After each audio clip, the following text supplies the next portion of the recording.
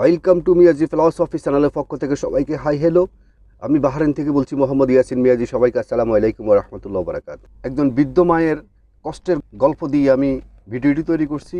একজন বৃদ্ধ মায়ের কষ্টের জীবন আপনাদের বিবেক নাড়া দিবে এবং আপনারা বিবেককে পরিবর্তন করতে পারবেন। এক দেশে এক বৃদ্ধ মা ছিলেন, তার দুজন সন্তান ছিল, তাদের একটি দোতলা বাড়ি ছিল।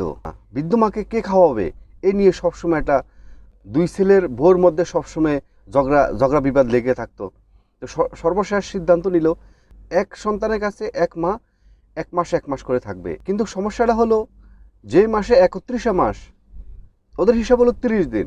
তো যে মাসে 31 মাস ওই মাসে ওই ঘরে মাকে আর খাওয়া দিত না, মা উপোস থাকতে হতো। দুঃখ নিয়ে ওই মা ওই যে মাসে 31 মাস সেই মাসে মা না খেয়ে থাকতো।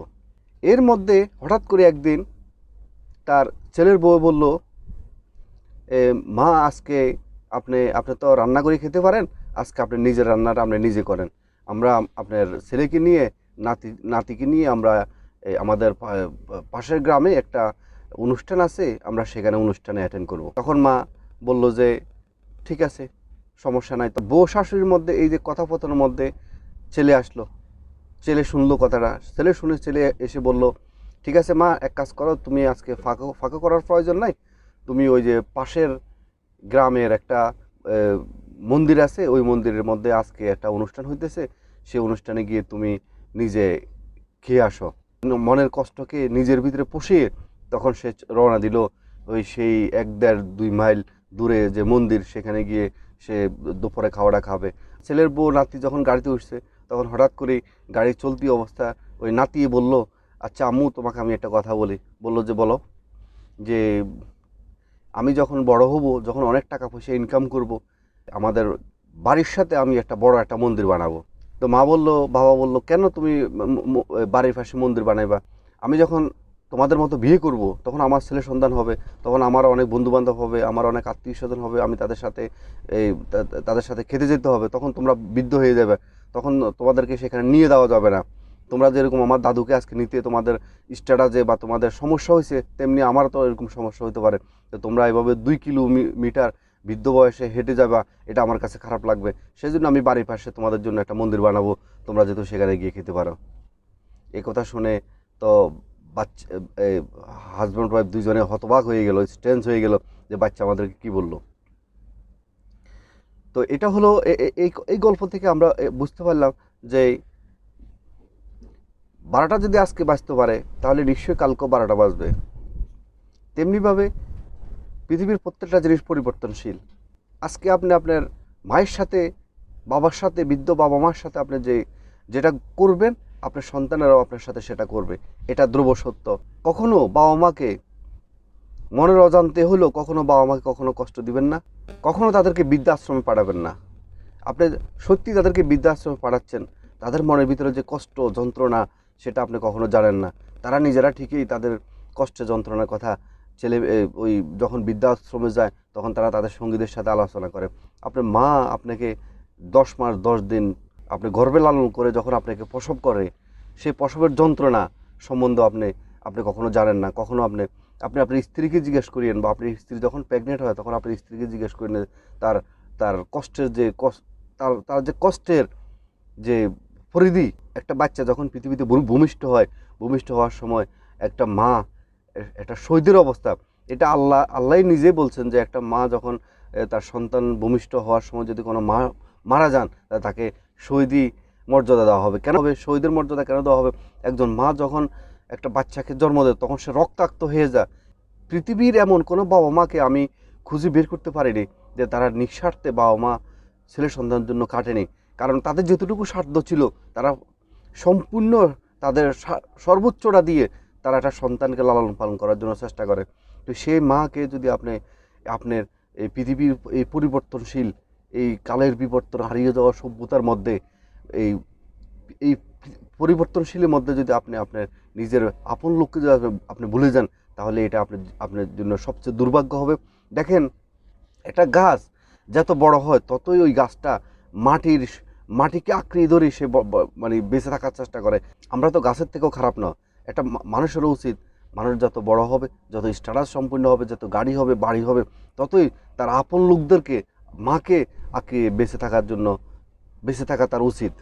আপনি যাকে ভালোবেসে হাত কেটে হাতের মধ্যে আপনার নাম লিখছেন, রক্ত দিয়ে নাম লিখছেন, সে আজকে দেখা যাচ্ছে আপনাকে রেখে অন্য সংসারে গিয়ে সংসার করতেছে, অন্যজনের স্ত্রী হয়ে গেছে। এটা সত্য, অনেক সংসার এটা করতেছে। প্রকৃত ভালোবাসা হলো আপনার বাবা মার কাছে। আপনি যাকে আই লাভ ইউ বলছেন, যাকে আপনার হাত কেটে আপনার নাম লিখছেন, কিন্তু সে চলে গেছে, কিন্তু আপনার বাবা মা কিন্তু কখনো আপনাকে রেখে চলে যাবে না। কখনো কোনো দুরবস্থা, কখনো কোনো সমস্যার মধ্যে একটা সন্তান যখন পঙ্গু হয় বা ল্যাংড়া হয় বা চোখে দেখে না, এমন সন্তানকেও কখনো বাবা মা কখনো অবজ্ঞা করে না এবং জ্যান্ত কখনো মাটি দেয়নি। ওই সন্তানকে বুকে আঁকড়ে তার জীবনকে বাঁচানোর জন্য সে চেষ্টা করছে। তো সেই মাকে আপনি কীভাবে ভালোবাসেন? আপনি ছোটোবেলায় যখন আপনার মা যখন আপনাকে দুধ খাওয়াইয়ে যখন বড় করছে, যখন আপনার মা আপনাকে নিয়ে আপনি যখন আপনার মায়ের কাপড় আঁচলের মধ্যে যখন আপনি প্রস্রাব করে দিচ্ছেন ছোটোবেলা, তখন মা কী করছে? তখন আপনাকে ভালো যে পাশে আছে ওই পাশে আপনাকে শোয়াইছে, ওই পাশে প্রস্রাব করে দিচ্ছেন, তখন এই পাশে রাখছে। মা আপনার প্রস্রাবজনিত পানির মধ্যে মা ঘুমাইছে, কিন্তু আপনাকে ভালো রাখার চেষ্টা করছে। তখন তো একবারের জন্য আপনি আপনার মাকে বলতে হয় না যে মা, না তোমাকে আমি ভালোবাসি, এ কথা আপনাকে বলতে হয় না। আপনি ভালোবাসি এ কথা বলতে হয় না, কিন্তু তারপরেও মা আপনাকে ভালোবেসেছে। আজ একটা মা যখন একটা সন্তানকে যখন ভূমিষ্ঠ করে ডেলিভারির সময়,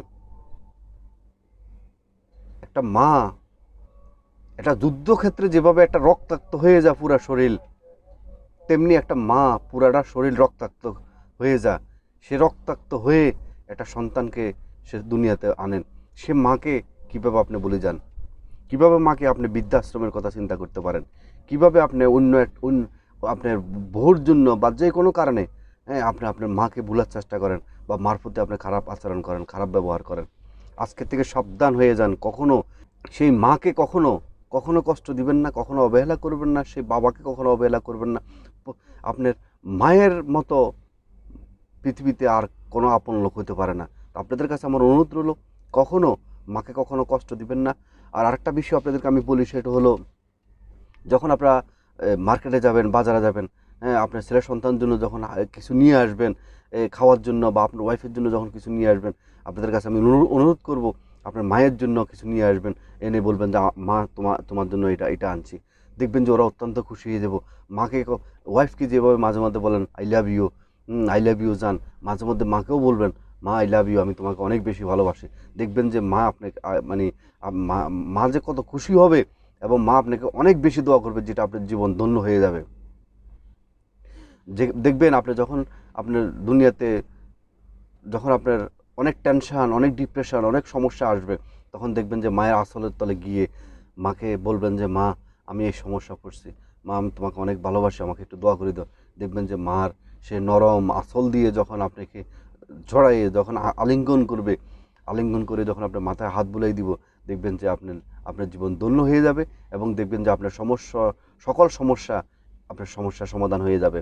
আজকে যারা বৃদ্ধ হয়ে গেছে, তারাও কিন্তু এখন শিশু হয়ে গেছে, তো তারাও তেমনি, তাদের কিছু এনে দিলে তারা অনেক খুশি হয়ে যায়, তাদেরকে যখন বেড়ানোর কথা বলবেন তারা অনেক খুশি হয়ে যাবে। এটাই জীবনের সত্য। যখন আপনি এই সত্যকে যখন আপনি মানবেন না, তখন আপনার জীবনে অধঃপতন হয়ে যাবে, এবং আপনার জীবনে অবশ্যই আপনার জীবনে ধ্বংস আসবে। সাজেশন করব, যাদের মর্যাদা থাকতে তাদের মর্যাদা দিন, এবং যাদের বাবা মা আছে তাদেরকে সেবা করুন, যত্ন করুন। আজকের ভিডিওটি দেখার পরে যদি বাবা মার সাথে কখনো বেয়াদবি করে থাকেন, অন্যায় করে থাকেন, যাই হাত জোর করে ক্ষমাচ্ছেন। আরে আজকের সমাজে হাজার হাজার মানুষের সামনে আপনি যখন ছোটোখাটো অন্যায় করেন, যখন আপনি বিচারে মেল দরবার হলে আপনি সেই মেল দরবারে গিয়ে মানুষের কাছে ক্ষমা চাইতে পারেন। আপনার বাবা মা আপনাকে দুনিয়াতে আনার জন্য, দুনিয়াতে আনতে আপনার মা রক্তাক্ত হয়ে গেছে, এবং আপনার বাবা আপনার জন্য সর্বোচ্চ দিয়ে নিজে না খেয়ে, বাবা মা কোনো কিছু কিনতে গিয়ে নিজের জন্য না কিনে, নিজের জন্য নিজে না খেয়ে আপনাকে খাওয়াইছে, আপনার জন্য কিনছে, সে বাবা মাকে আপনি কীভাবে কষ্ট দিবেন? আজকের ভিডিওটি দেখার পরে আশা করি, যদি কেউ যদি কোনো বাবা মার সাথে কোনোভাবে মার অভিমান করে থাকেন, আজকে গিয়ে আপনি নিজে উলিংলি গিয়ে বাবা মাকে সরি বলবেন। সরি বলে এবং পাও ধরে সরি বলে আপনার ক্ষমা চেয়ে নেবেন, এবং মিলেমিশে থাকবেন। বাবা মার সাথে যত বেশি মিলেমিশে থাকবেন জীবন তত বেশি উন্নত হবে। বাবা মাকে সেবা করেন, বাবা মাকে পাশে রাখবেন, বাবা মাকে কখনো ভাগ করবেন না। বাবা মা আপনাকে তো কখনো আপনার বাপ মা কখনো ভাগ করেনি, আপনাকে ভালোবাসা দিতে কখনো ভাগ করেনি, বরঞ্চ তারা নিজেদের ভাগ থেকে রেখে না খেয়ে আপনাকে খাওয়াইছে। তো আপনি তাদেরকে নিয়ে কেন ভাগ করবেন? তো সুতরাং তারা এখন শিশু হয়ে গেছে। আপনার সন্তানকে যেভাবে আপনি ভালোবাসেন তেমনিভাবে আপনি আপনার বাবা মাকে ভালোবাসেন, দেখবেন যে আপনার জীবন আরও অনেক সুন্দর যাবে। তো আজকের মতো ভিডিওটি এখানে শেষ করলাম। আর আজকে যদি ভিডিওটি যদি আপনার ভালো লেগে থাকে লাইক করবেন এবং কমেন্ট করবেন, এবং যিনারা সাবস্ক্রাইব করেননি আশা করি সাবস্ক্রাইব করে অল নোটিফিকেশন অন করে দিবেন, এবং যিনারা আগে সাবস্ক্রাইব করছেন আপনাদেরকে অসংখ্য ধন্যবাদ। আবার অন্য একদিন আরেকটি ভিডিওতে আবার দেখা হবে, কথা হবে। ততক্ষণ পর্যন্ত ভালো থাকেন, সুস্থ থাকেন, মোটিভেট থাকেন, পজিটিভ থাকেন, এতিম অসহায় মানুষের পাশে দাঁড়ান। আবার মিয়াজি ফিলসফি চ্যানেলের পক্ষ থেকে সবাইকে আসসালামু আলাইকুম ওয়া রাহমাতুল্লাহি ওয়া বারাকাতুহু।